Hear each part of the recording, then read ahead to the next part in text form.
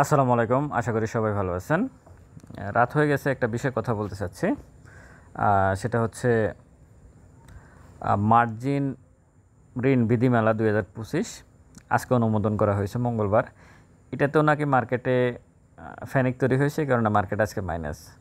অনেকগুলো নিউজে দেখলাম, কিন্তু ফ্যানিক তৈরি হওয়ার মতো তো কোনো ঘটনা ঘটে নাই। মার্জিন ঋণ, আমি একটু পিছনে ফিরে যাই।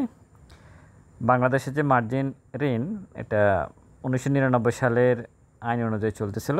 আজকে 967তম সময় সিকিউরিটি এক্সচেঞ্জ কমিশনের অনুমোদন দেওয়া হয় 2025 সালের মার্জিন ঋণ বিধিমালা হিসেবে। মার্জিন ঋণগুলো মূলত মার্চেন্ট ব্যাংক এবং ব্রোকারেজ হাউসগুলো দিয়ে থাকে বিনিয়োগকারীদেরকে। আপনার যদি বা আমার যদি 1 লক্ষ টাকা বিনিয়োগ থাকে, 1:1 দেয়, 1:8050, মানে 1 লাখ টাকার বিপরীতে হয়তো দেখা গেছে 50,000, 80,000, 90,000, 1 লাখ টাকা দেয়। তো 25 সালে কী পরিবর্তন হয়েছে, মানে আজকে যে পরিবর্তনটা করলো, যে সংস্কার কমিটি তাদের সংস্কারের মধ্যে বিধিটা নিয়ে আসছে, মার্জিন বিধিমালা 2025। এখানে যে নিয়মটা নিয়ে আসছে সেটা হচ্ছে আগামীকাল থেকে, যেহেতু আজকে অনুমোদন দিয়েছে, তার মানে এটা এখন আগামীকাল থেকে এটা নতুন 1999 সালের আইনটাকে রহিত, এখন 2025 সালের আইন হবে আগামীকাল থেকে, যেহেতু অনুমোদন। এখানে বলা আছে যে 10 লক্ষ টাকার উপরে যাদের বিনিয়োগ আছে তাদেরকে যাতে কম আছে, 10 লক্ষ টাকার কম যাদের বিনিয়োগ মার্কেটে, তারা মার্জিন ঋণ পাবে না। এটা একটা ক্রাইটেরিয়া। নিয়মিত আয়ের উৎস নেই, মানে শুধুমাত্র পুঁজিবাজারের উপর নির্ভরশীল এরকম ব্যক্তিকে মার্জিন ঋণ দেওয়া যাবে না।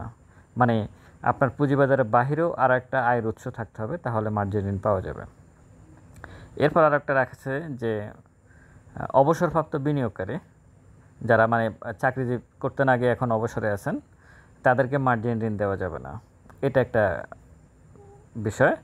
গৃহিণী এবং শিক্ষার্থী, মানে গৃহবধূ যারা যারা শেয়ার ব্যবসা করেন ওনারা, এবং শিক্ষার্থী যারা পড়ালেখা করতেছে, তারাও মার্জিন ঋণ পাবে না। এটা প্রত্যেকটাই আমি মনে করি পজিটিভ দিক। যদিও এখানে আমার কিছু বলার আছে, সেটা ভিন্ন বিষয়, যে শুধু ব্রোকারেজ হাউস মার্জিন ঋণ দেবে আর ক্ষতিগ্রস্ত হলে যে মার্জিন ঋণ নেবে শুধু সে ক্ষতিগ্রস্ত হবে, মানে তারই ক্ষতি হবে, কিন্তু যারা ঋণ দেবে তাদের কোনো এখানে পার্সেন্টেজ থাকবে না। মার্কেট উঠায় তো তারা, ফালায় তারা, সব কিছু তারা, ঋণও দেয় তারা, সব কিছু তারা করে, কিন্তু তাদের এখানে কোনো কিছু রাখা হয় না। সমস্ত তাদের সুবিধা অনুযায়ী আইনটা করা হয়েছে।